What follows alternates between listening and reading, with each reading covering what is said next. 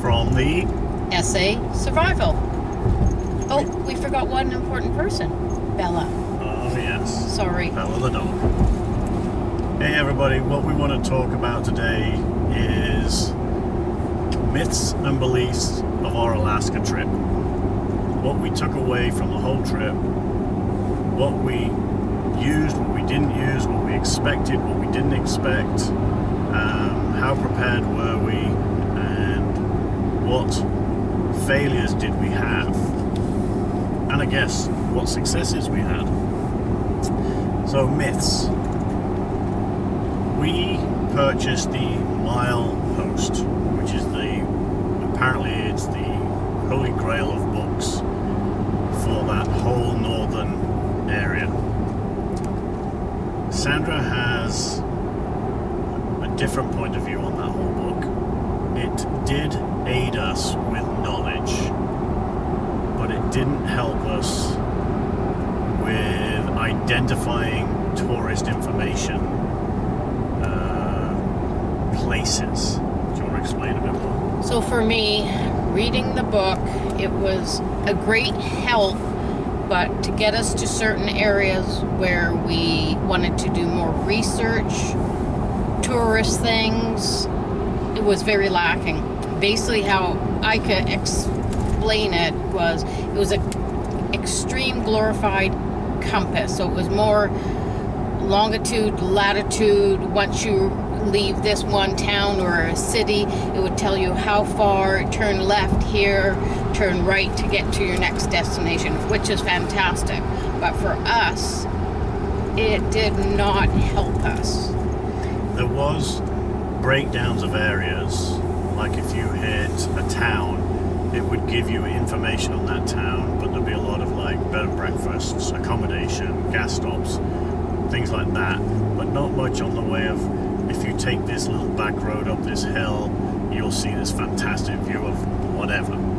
That's what we found was lacking. The descriptions of the towns and the cities, it was just basically to guide you to get in there. And for us, when we got into some of these areas, the tourist information booths were all closed. So we were sort of winging it and talking to locals to try and figure out what to do, where to go.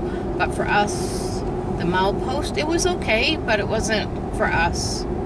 It gives you a lot of insight to traveling the northern continent, the Great North.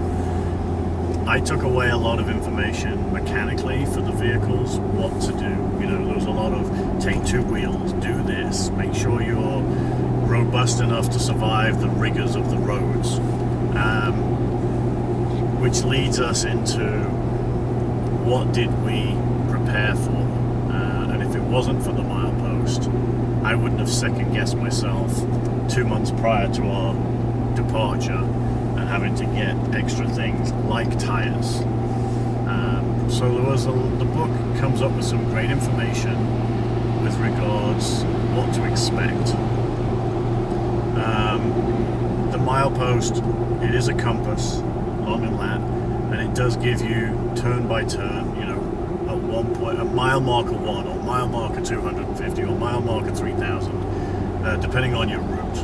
Now the maps were very good. You could plan your route various different ways depending on which way you want to go.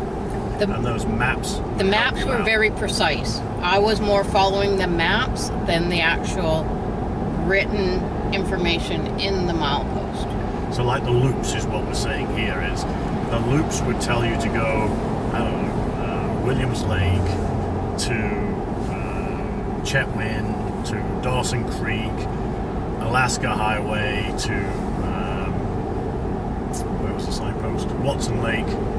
And then you can choose your loops from there. You know, do you want to go northeast, northwest, straight north? Do you want to loop around, come back the same way?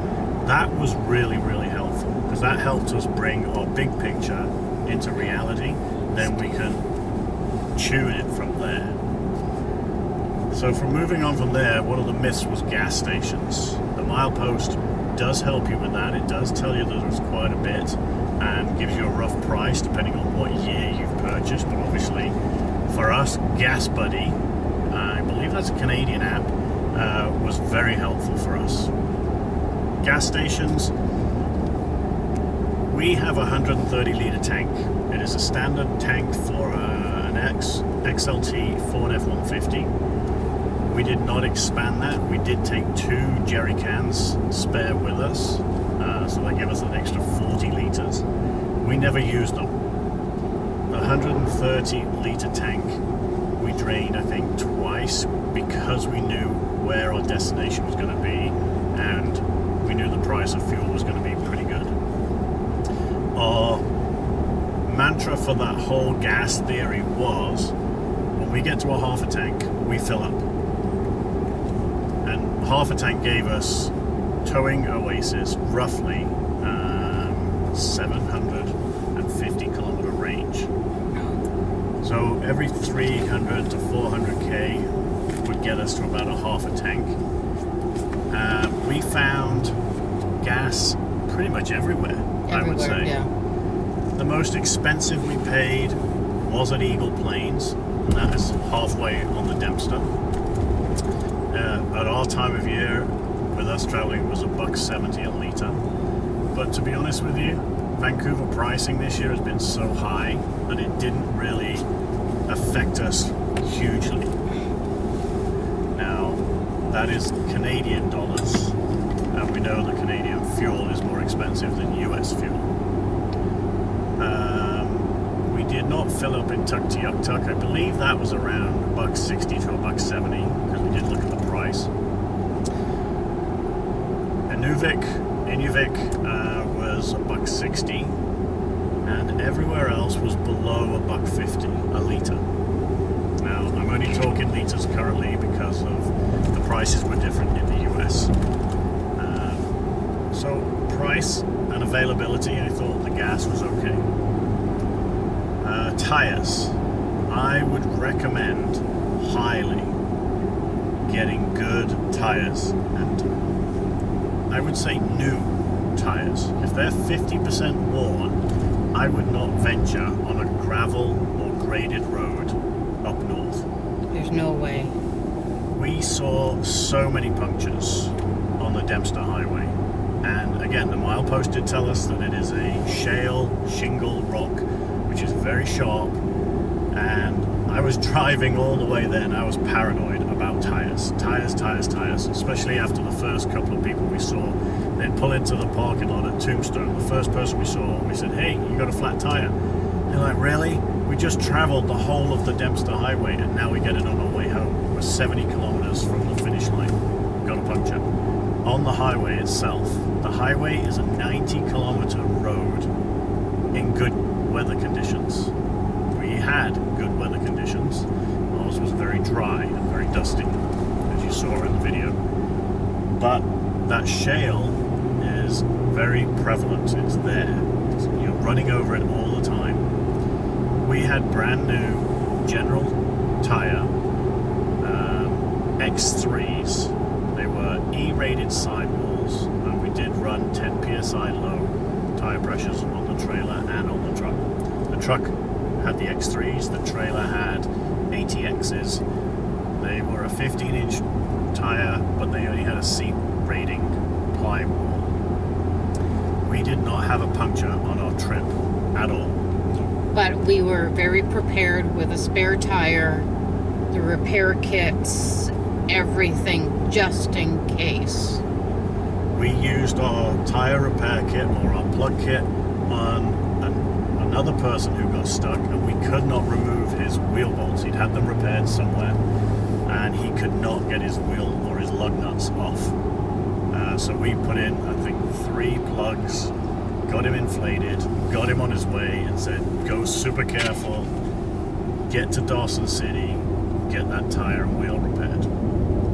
We never spoke to that gentleman or that family after that, but we got him out of trouble, hopefully. But we were prepared for, the disasters with tires. So fuel, good. Bad fuel, never had a problem with bad fuel. Air filter, I did bang out. I think it was in Alaska, I banged it out. There was a lot of dust from the gravel road. roads. So the gravel road total distance traveled for us was 2,750 kilometers. Now, because the Campbell Highway was 750k gravel road, that was Watson Lake to Carmax, and then 1,000k each way to Tuktoyaktuk. I think it's 144 kilometers to Tuk from Inuvik, and you do the math, 866, I'm going to guess that's the number, of Dempster Highway that we were on. There was a little bit of gravel road on the top of the World Highway from Dawson City over to Tok, definitely to Chicken. Actually, I'll correct that, to Chicken. There was gravel road. Couldn't tell you the kilometers, we never really took notice of it. After Chicken, it did turn into blacktop, asphalt, tarmac. But again, in the milepost, it's all in there. But the scenery is so fantastic. If not, you're going to be reading the milepost every second. Yeah. And you're not going to see. Yeah, that book is thick. So if you're trying to look at the scenery and the wildlife, you'll find that your nose is in the book. So you sort of have to do your prep work the night before. Food and accommodation, we found plenty. Definitely a lot of free camping. Dempster Highway for sure, even in Alaska there was quite a bit. There is lots of signs advising you not to camp if you can't camp, like if you're you're in an area where they don't recommend you camping. They've got the no overnight camping. I forget the mine that we were at, but we were up at that mine. Those car parks, $5 camping. Pull-ins off the side of the road, free. Dempster Highway, you could pull in virtually anywhere you wanted to, free. A lot of the Alaska highways, not the Alaska Highway, we were pulling in by a newly constructed bridge because the maintenance crew were down at the riverside and those roads were still in good condition, and they had a turnaround at the bottom, and we camped there for free numerous times on various different roads. A little bit noisy from traffic, but again, it's not city traffic. Yes, there's a lot of semi-vehicle travel. The Dempster Highway was full of semi-vehicles. A lot of the other highways we were on were semi-vehicles, trucks, and then you've got your tourists, which we were part of. So lots of accommodation for free for trailers, lots of campsites, payable campsites, RV sites. The Yukon, $12 a night in their provincial parks, and you get free firewood. That was a massive bonus. For $12, it wasn't even worth camping for free. Some of them had spectacular views, free wood. You didn't have to carry it, it was great. Eagle Plains, halfway on the Dempster, that had everything. Fuel, it had diesel, avgas, gasoline, propane.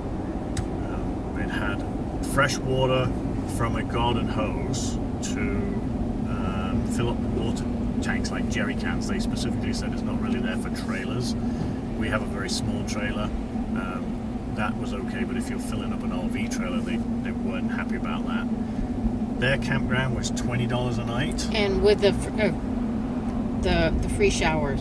Yeah, and it was extremely hot water, so that was great to have that. $20, free showers.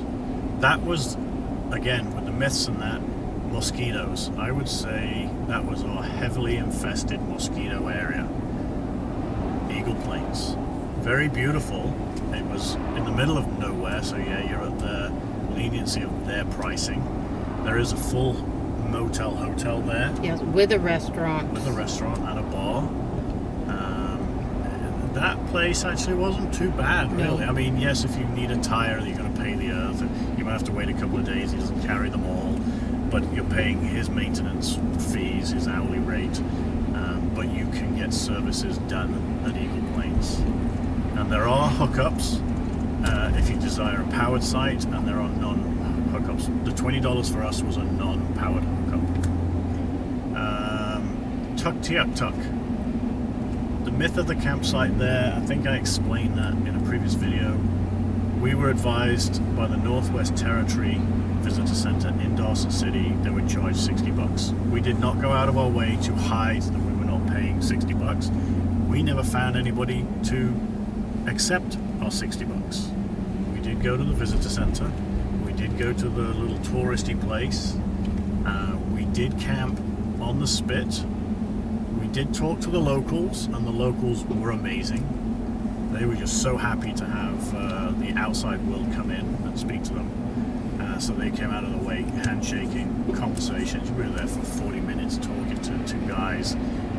I had to broach the conversation of where do we pay the $60, and like I said, they sort of shrugged it off and laughed. I'm sure there is a $60 fee. Everybody keeps talking about it. I don't know where you pay it. And again, we wanted to go to the Arctic Ocean. We were prepared to pay the $60. That fee was going back into that camping area to upgrade all their facilities for the tourists that are going to be coming.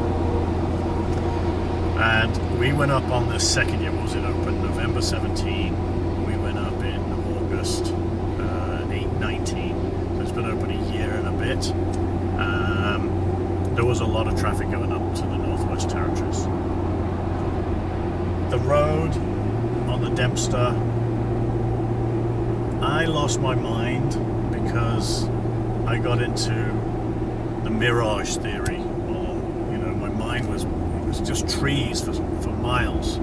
We were on our own for hours, and I'm thinking tires, always in the back of my mind. What damage did we incur? We got gravel rash. The trailer was stripped of paint. It destroyed the ground strap on the off-road trailer. Was that a fault of ours? It could well have been, because the ground strap was on the belly of the trailer. It needed to be protected from the rocks. Cable ties, anything holding the wiring up to the trailer. Any rock hit it, just tore it off.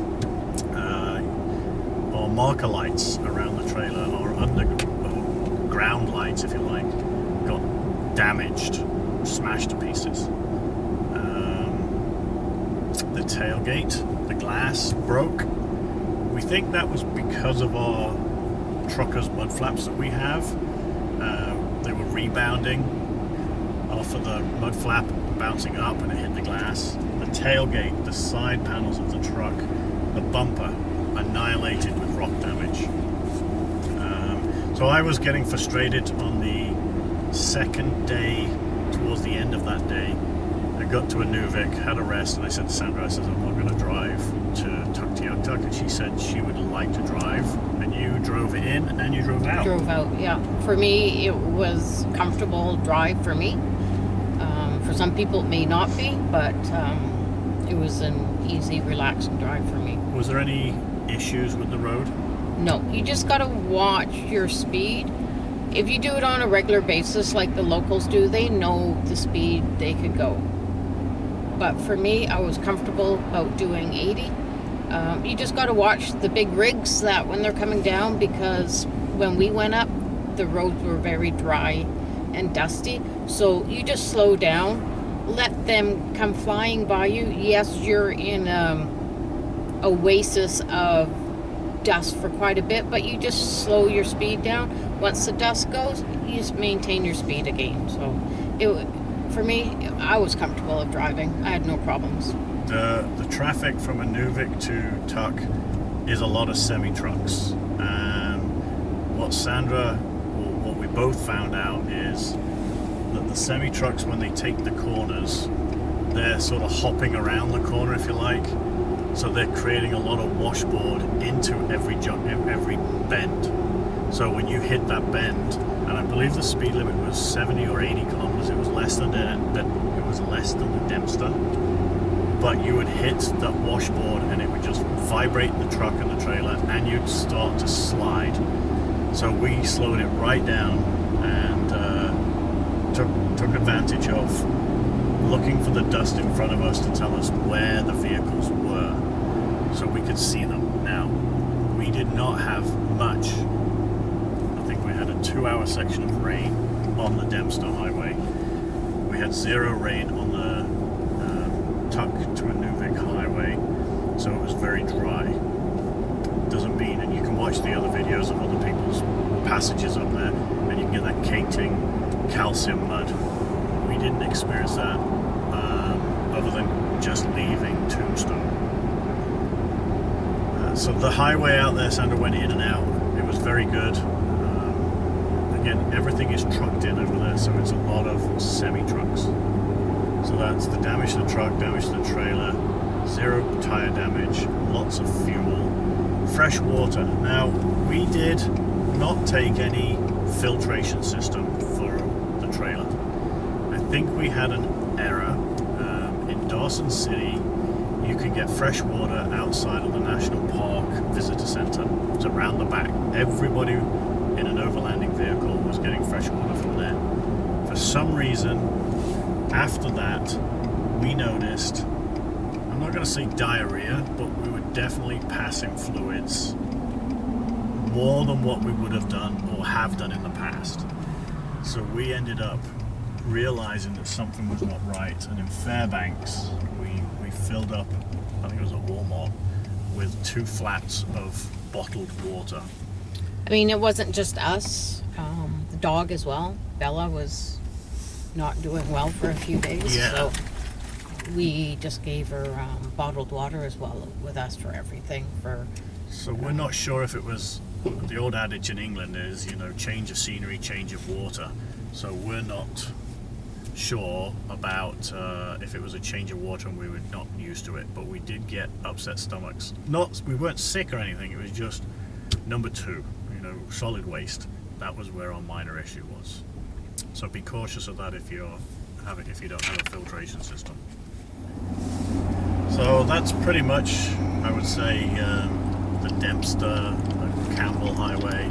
The Alaska Highway was very good. We exited the Alaska Highway at Watson Lake. We did not rejoin it until we got to Tok. Chicken was worth the visit. The drive is pretty good. We saw quite a few fifth wheels going up it. It was very, I wouldn't say tight, but it was a windy road. The top of the highway had quite a bit of off the side camping. We were trying to do that, never got there. The border crossing into Alaska was seamless. We don't have any issues with border crossings. We don't carry anything. We don't, you know, overload with alcohol anyway. So the guy there, he wanted to have a great conversation. He was obviously alone. That was good. We did not do one highway. We were misled in Tok that the Denali Highway was quite severe. And having just done the Dempster, and my morale was pretty low going up the Dempster, coming back down I was really happy. Scenery was great. Lots of wildlife. After the issues with the trailer, we both looked at each other and said, let's not push the trailer and the truck. So we did not do the Denali Highway. We did meet a couple of ladies in a Sprinter van later as we were heading towards Denali Mountain, and their van looked clean. It didn't look like they'd had any disasters, and that was the only thing of our trip that we sort of, did we make the right decision? We both looked at each other and went, the trip was amazing. I don't think we would have changed anything, but it does give us insight to go back and do the Denali Highway again, and that was from Paxson to, I want to say Crampton, I've totally forgotten. So we rejoined at Tok. We went all the way to Delta Junction. The highway was brilliant. So we had missed a section from Tok to Watson Lake, which we did travel majority of that on the way down. Fairbanks, big city town, but it did lead us to the North Pole, the town of the North Pole, which... And actually, it is called the North Pole. Or North Pole, I think it's called North Pole. That was pretty cool for a town, but it did also give us a chance to do laundry in Fairbanks. It wasn't a destination that we were going to, but we did make it in the end. Denali, Out of this world. The flying was, the mountain itself is 70k south of the Denali National Park.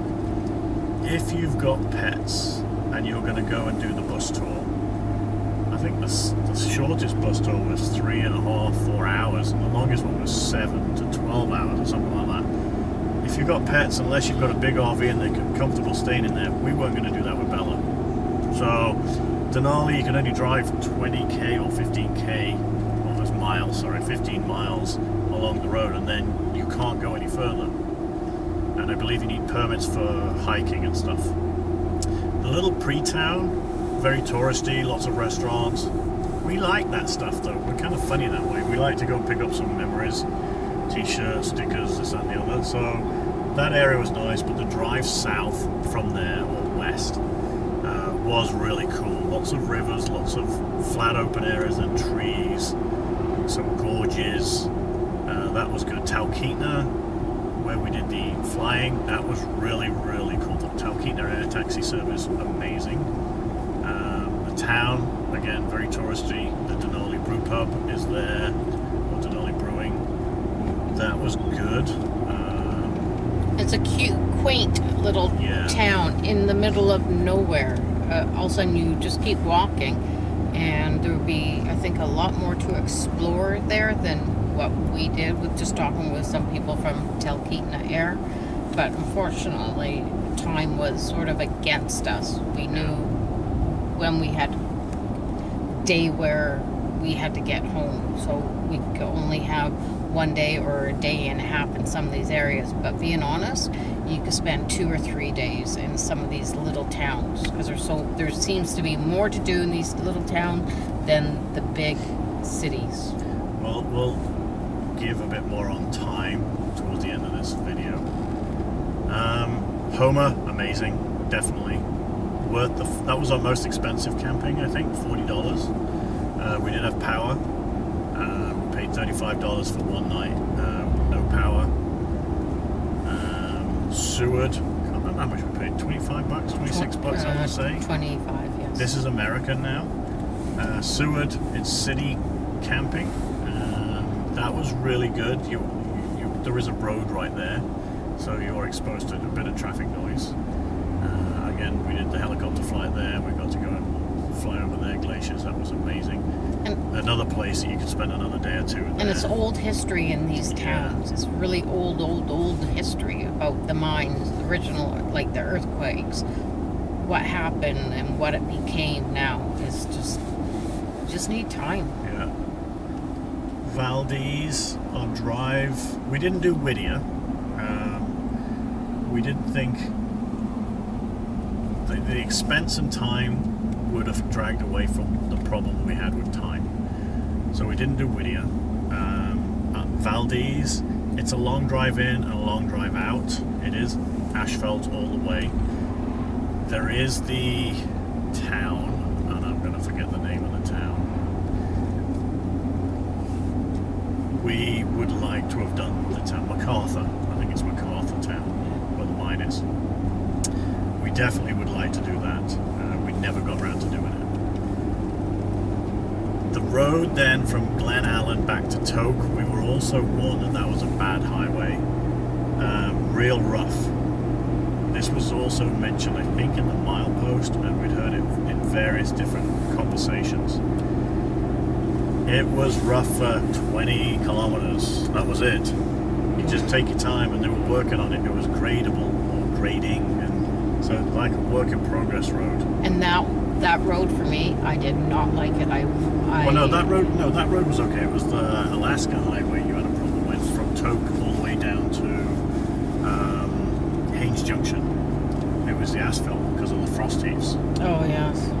So that road was okay, because even Sandra said on the gravel road that we were intermittently driving on, it wasn't as bad as what everybody had predicted. They just said, go slow, take your time, and we were still doing 60 kilometers an hour.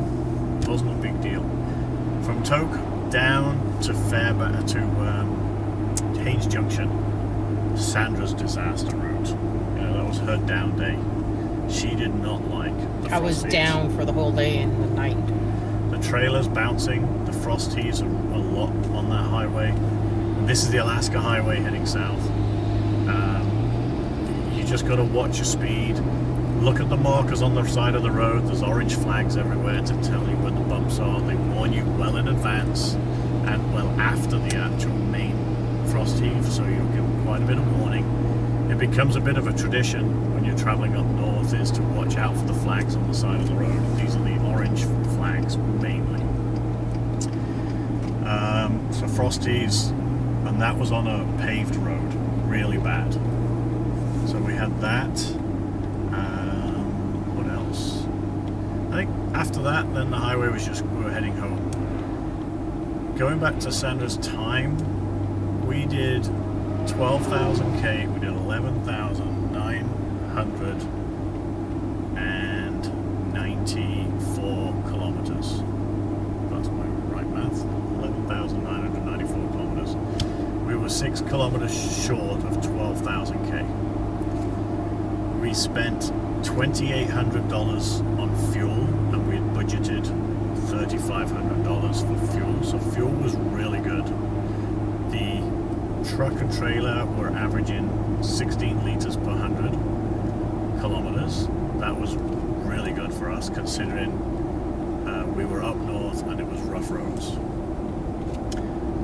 We did not have enough time. 3 weeks, 12,000 K. We knew we had to sort of rush to get somewhere and rush to get home, and then we could spend some time in the middle checking places out. We get home.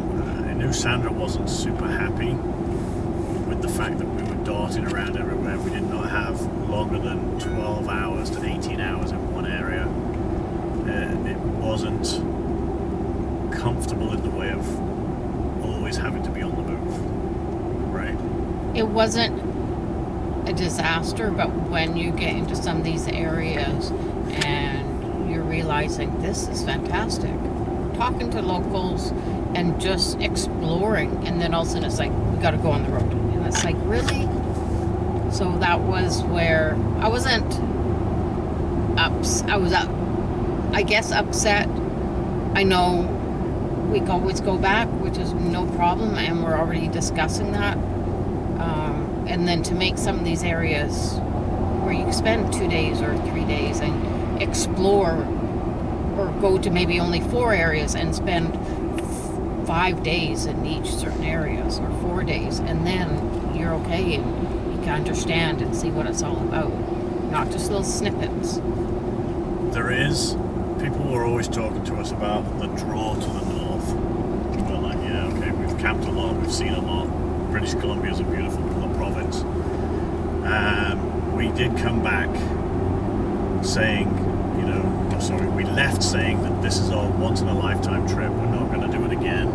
We're going to experience it. We're going to go as far as north as possible, which we did. We touched the Arctic Ocean, and then from there we're going to come home, and then we're going to focus on other trips. No, Which is a lie. Yeah, we are so focused on returning to Alaska. The draw to the north is phenomenal. It's like a massive magnet. It's a whole different world once you get up there. It's just takes the negative energy out of you, and you're so positive and just so relaxed. It's fantastic. We came back and I said, get me north of Smithers.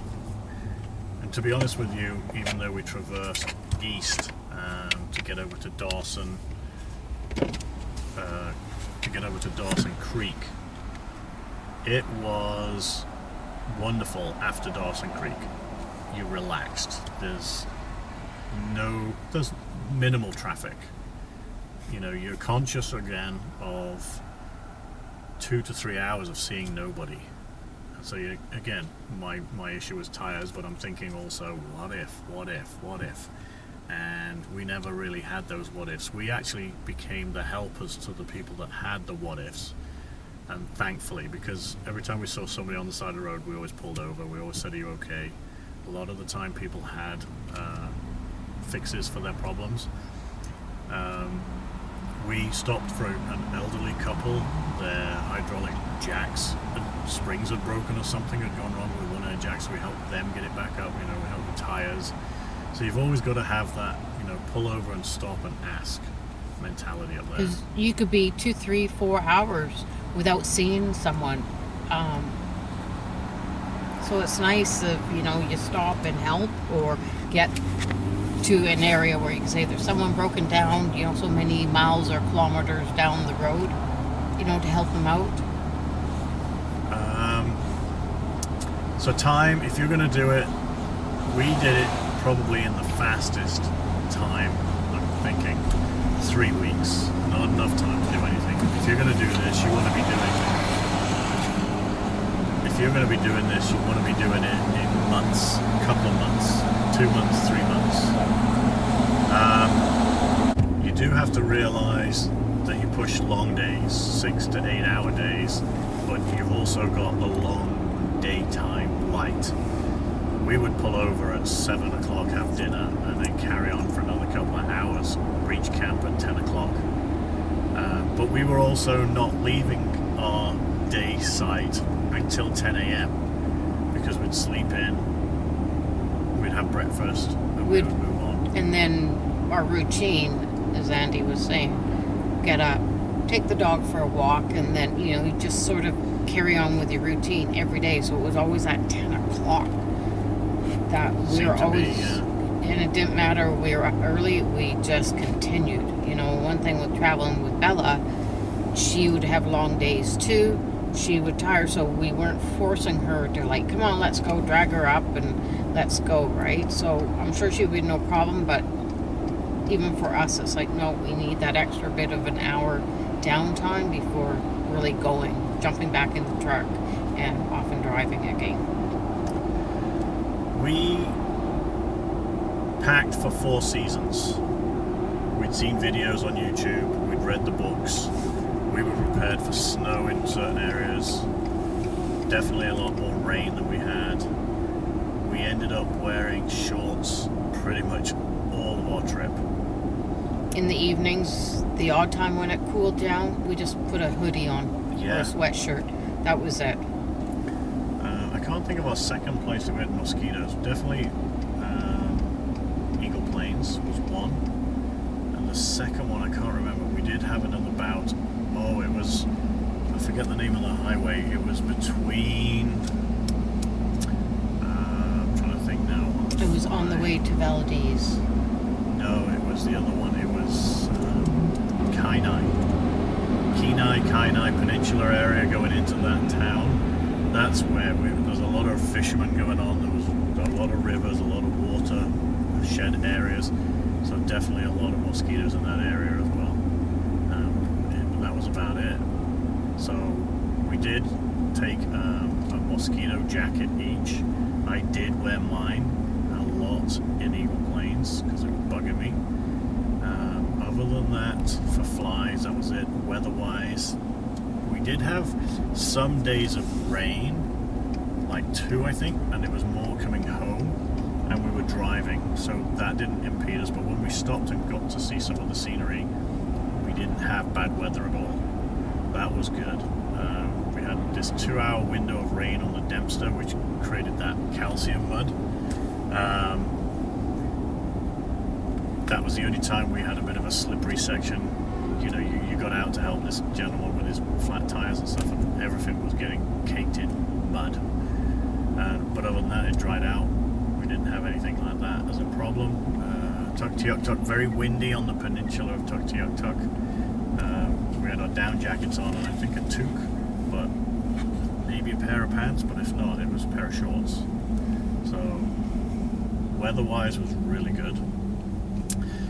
What did we not use? We took a propane fireplace. We used it 3 times. 3 or 4 times? I took a 20-pound bottle of propane spare with us. Didn't really need that. I could have bought an 8-pounder or a 10-pound bottle of propane. Would have been sufficient. Propane. We used our propane virtually every day for cooking and for the barbecue. If we went through, we have a 10-pound propane bottle and I took an extra 8-pounder with me, and then we took the 20-pounder. 20-pounder was overkill. Didn't need the 20-pounder. We could have lived off of the 8-pounder. The 10-pounder, which was running the trailer, that we went through probably just over a half a tank, maybe 2/3 of a tank of propane. Not much at all. Fridges, flawless. Once we fixed the ground strap, we have 100 liters of fridge freezer between the trailer and the truck. They work awesomely. What did we not use? Mostly. I think we used virtually everything, didn't We we? used everything except for our We didn't. rain gear. Our really. MREs. We took our emergency food with us. We took quite a few MREs because we thought we'd eat more out of the boil in the bag, and didn't need those at all. There was plenty of grocery stores to pick fresh food. The tins and fresh food that we had sufficed pretty much on the trip. So yeah, the MREs, we could have sacrificed those. I'm just trying to go through the kit. Rain gear, again, we didn't really use it, but we packed it. But I mean, on the rain gear, even in the summer months when we go Yeah. on holidays camping somewhere, we always pack our rain gear. It doesn't matter what time of the year, it always comes with us. So yeah, for 4 seasons, gear up, because I mean we had layered 4 seasons as well. So we had fleeces, down jackets, all that stuff was handy. One of the biggest things that we used, and it came to light on the Dempster, was our Ranger blanket. That was a godsend for dust protection because it was so dusty. It was coming into Oasis, and then once we lost the back tailgate glass, the bed of the truck was just full of dust. But the bedding, if it wasn't for the Ranger blanket, that's what our protector. All our bedding would have just been full of grit and gravel. So that was a positive. Cameras. We have cell phone cameras. We have a Sony Action camera, and we purchased a Sony DSLR before going for the vlogging and for photographs. I must say that our I'm going to say it right, videography, you will have noticed as to be desired. We are a work in progress with figuring out which way the microphone has to face, jumping out of the car when we're deflating tires, or if there's a problem, to grabbing the camera. We're still learning. Oh, take the camera, take video, we can always edit it. But those 3 sources of photography, we got some amazing photographs. We got some great video footage. The drone, we have a drone. We flew it twice because of time. Every time you try and fly the drone, you're taking up 20 minutes of precious time. And for us, we were trying to get it up, and then it was too windy, and we couldn't figure it out. And I said to Sandra when we got home, I said, why have all these people they're pulling into these beautiful spots? And we noticed that one person that we follow, they said, we're going to pull over here for 3 days now. It's raining, so we're going to rest. We're also going to do video editing, and then we'll maybe move in 2 or 3 days time. So we realized that these people are full-time nomads, not like us. We still haven't broken away from work. So that for us was the big opening scene to our minds to say, that's how people can And it's spend okay days. because we are just starting out. Yeah. So we don't have where we can take off for 3 months out of the year right now, or even 2 months out of the Right. year. So right We're now working up to it's, that. you know, the 3 weeks, 2 weeks here and there. Plus also with the drone, Bella, she becomes a total Tasmanian devil. She hates it. She snarls. She becomes Spits. Cujo. She becomes a different dog. You can't control her. She does not listen to commands. She hates the Anything. noise. She ignores you. It's more that the sound as soon as it takes off. She could be in the truck, the drone's outside, everything will be ripped up inside if you cannot control her. So it's just right now the drone is not helping her whatsoever. So that's why we're not quite there yet. Thanks. I would say the lady at the Peel River crossing, we don't know her name. We did do the passport stamping thing. It was one of the stamps just after Peel river crossing. The lady helped us with all the cardboard to repair the back window. That, and again, we don't know who you are, I'm sorry, but awesome. Thank you very much for your help. We couldn't have done it without your help and your materials. Again, with the frosties that Sandra was talking about, we found out that the glued body of Oasis had separated from the bolted chassis of the frame trailer. If it wasn't for Jeff at Whitehorse, thank you very much, Jeff. I mean, we know that's not your name. We know you're keeping your secret. But again, how that actually came about is it was not a good morning, just everything that we had a fantastic journey, and then it all crumbled in so many hours. We were at Tim Hortons, and I'm like, hey, buying breakfast instead of making it. Having to calm ourselves down. And I'm inside Tim Hortons ordering food, and Andy's outside talking to people. I was like, really, what's going on?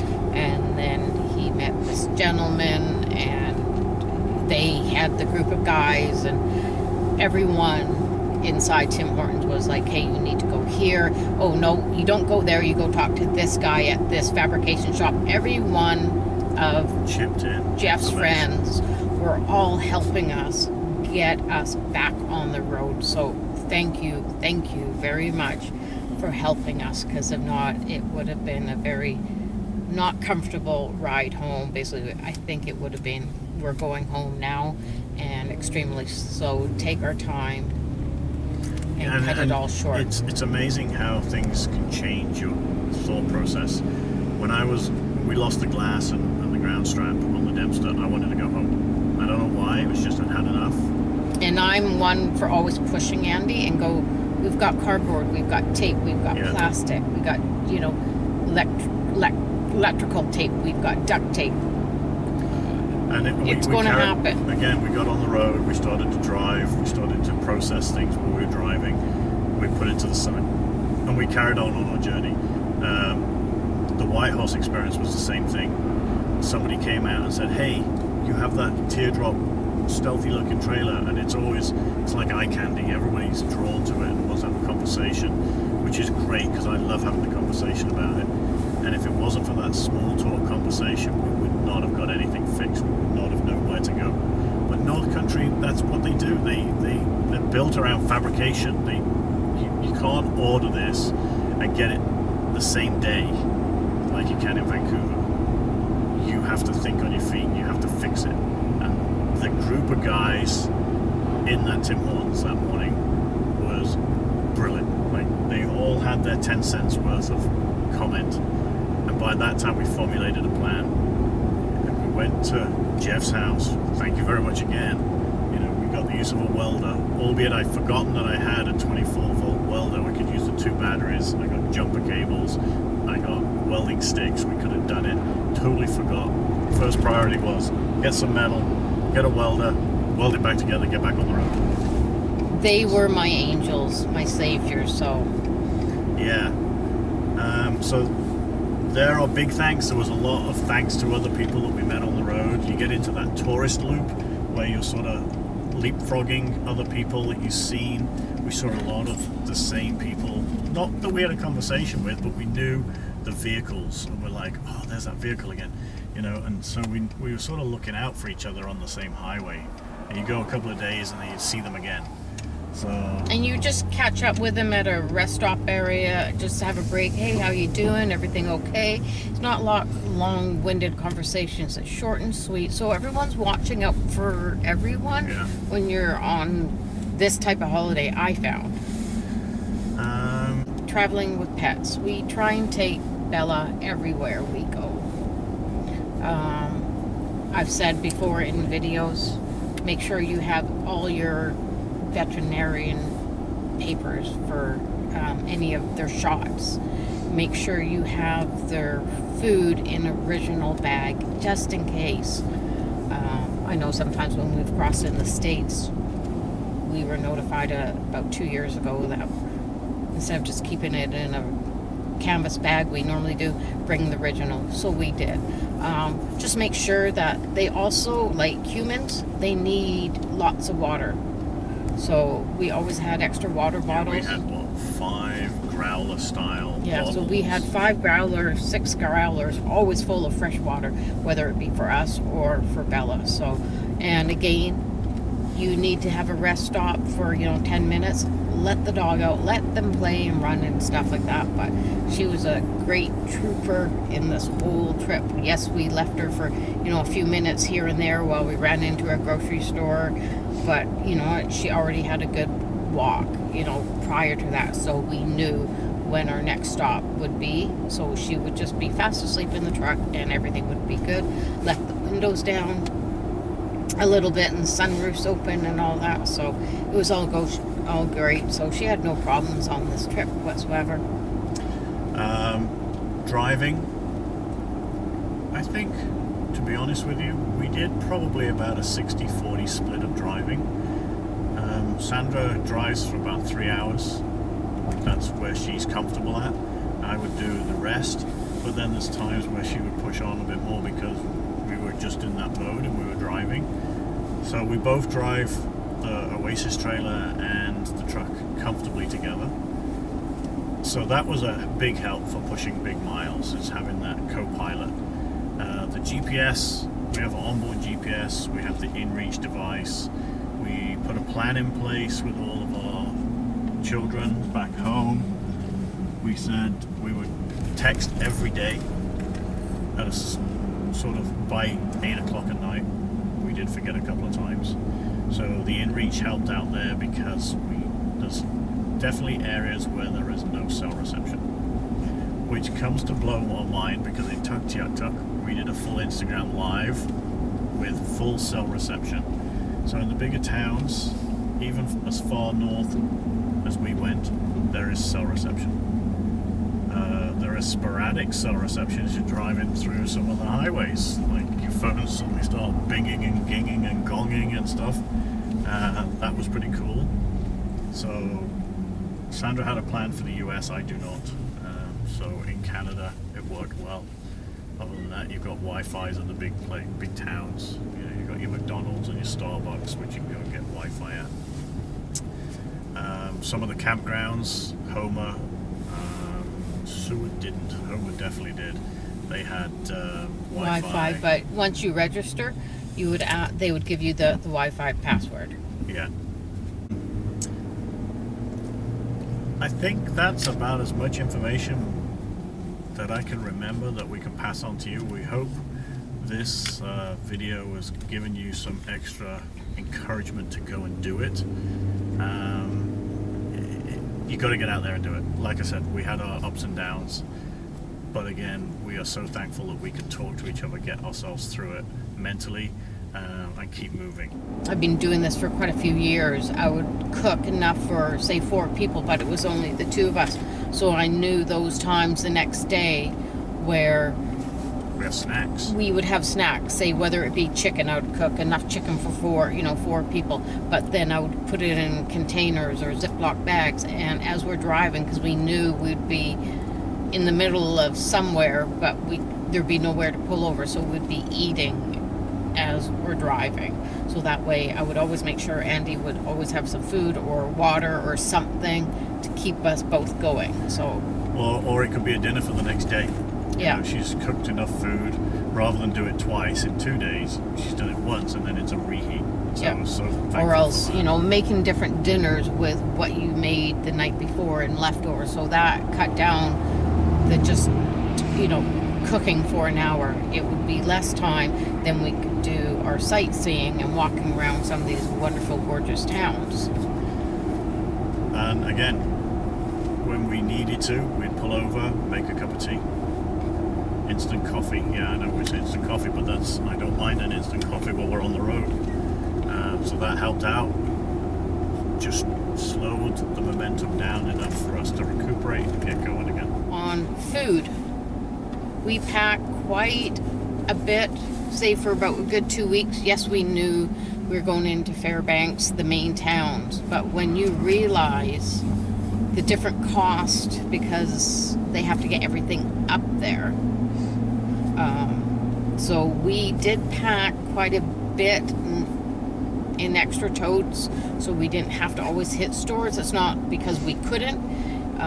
Some areas, yes, there's no stores around, but just the cost, it is compared to, for us in Vancouver, BC, to up there. Sometimes you're paying an extra $2 for, or $1 for some items, for like cans of corn and vegetables and different things, you know, cheese and things, which would be, say, $7 a brick or a block. Down here it was 10 or 12. So we did stock up on quite a few items to I guess eliminate some of the expenses of food. But when you're up in some of these areas, if you run out, you have no choice. You have to buy it. Not saying we're being cheap and frugal. Yes, we were in a certain degree, but it was more, is there going to be a store at that time where we could have possibly ran out of food? So we always made sure we had it. And that was a myth before we left. It was like, how much is it going to cost us up there? I know Sandra planned, I think, 10 or 11 days worth of meat that we froze before we left. Because we were still in Canada as we were traveling, we knew that meat wasn't going to be a problem, or vegetables. So Sandra's menu had been planned around the first 9 or 10 days, knowing full well if we got closer to a border crossing and we needed to get rid of food, at that point we can double cook for sure, because you can take cooked meats across, is our understanding, as long as it's not fresh meat. And the vegetables were already pre-done, so they were always put in Tupperware, and then we just ate them the next day, or like you said, in a salad or a wrap. So the pre-froze, because we have the freezer capability of the Dominic DZ65, that's what we did. We took full advantage of the freezer. Also, Campbell's comes out with a Tetra Pak. So Yeah, you're not really dealing with cans all the time. They're great enough for 2 people, a serving and a half for these soups. They're fantastic. Just slightly warm them up. Within 5 minutes, you've got a hot lunch if you do need it, or add it to a meal for your dinner. So we did, once we knew we were, not saying running out of our fresh vegetables, we're starting to buy some canned corn, canned peas and stuff, instead of adding bunches of carrots or bunches of fresh vegetables. Also canned fruit, or Tetra Packs of fruit. Which Del Monte has these Tetra Pak fruits as well, which are really good. And they're easy for storage. You're not dealing with heavy bulk or worrying about your fruit being bruised as you're driving. Yogurt for breakfast. Sandra found, I think it was a Greek yogurt, but it was in a Tetra Pak as well, so it was like a squishy pack. And the nice thing about that is you're not dealing with yogurt cartons, which meant when you put the yogurt in there, it would form around other things. So that helped out a lot as well. The other half of the DZ65 we used as a fridge as well, but it was a means of moving from the freezer fridge to the fridge in the trailer. The trailer has a 35-litre fridge, and we regularly use that one as our everyday fridge. So the 65 in the truck behind our seat has the freezer in it, and then it'll have our extra fridge food that goes in there, and we move it daily. So we'll actually pull out, if Sandra wants meat, we'll pull it out of the freezer, move it into the fridge in the 65, and then when she's ready for it the next evening or that evening, it gets moved to the trailer's 35-litre fridge. Talking about the 35-litre fridge, what we've experienced when we were in Colorado, and now even going up to Alaska, we noticed that food wasn't staying cold. What had happened was the wrap, or the wrapping from food products, especially if it was bread or wraps, the plastic that's in became an insulator. So what we did is we packed everything that needed to be cold in the fridge itself, like from the bottom up, and then at the very top we put these wraps that had been opened in their plastic flat, so it became like a lid. So all that cold air could stay within the fridge and not, you know, you have plastic for yogurt, you have plastic for bread, you have plastic for your meat, you have Ziploc bags, you have whatever it is. We stacked it in such a way that what that did is it kept the cold in the fridge and not pockets of it, because it definitely started to thaw out or warm up and it wasn't working very well. So be careful how you pack a fridge to make sure that you take full advantage of that cold air, keeping everything fresh. And Alaska, we never really had a problem. It worked perfectly fine. Other than that, I think that's about it on food. Yeah, really, I hope that has helped out with our trip in a nutshell. If you haven't already, please subscribe. It makes us feel good that you like what you see. And we are learning, so yeah, we have patience with us. You know, we're learning as we watch other people, and we're learning when we watch our own videos and go, oh, we should have done that, we should have done this, or what were you thinking? I normally hate being on video whatsoever. It's just not a me thing, but you know, over time I'll get used to it, I guess. And give us some constructive criticism. Like, obviously no one likes hateful criticism, and I've always said if it's constructive we can fix it. If it's just, oh, you suck, well, I can't fix that, you know. But give us some constructive criticism if you like it. Give us some thumbs up. That gives us some hope to keep going down the road. And you know, hit that bell button to get our subscriptions. We're learning on the go. We're posting more and more stuff, and we just want to know that what you see is what you like. There's plenty of other people doing the same thing. So, or just give us any type of feedback, please. Yeah. Anything would help. So Sandra and Bella, we want to say thank you very much for watching our movies, and please stay there. Survive to be alive. Bye for now.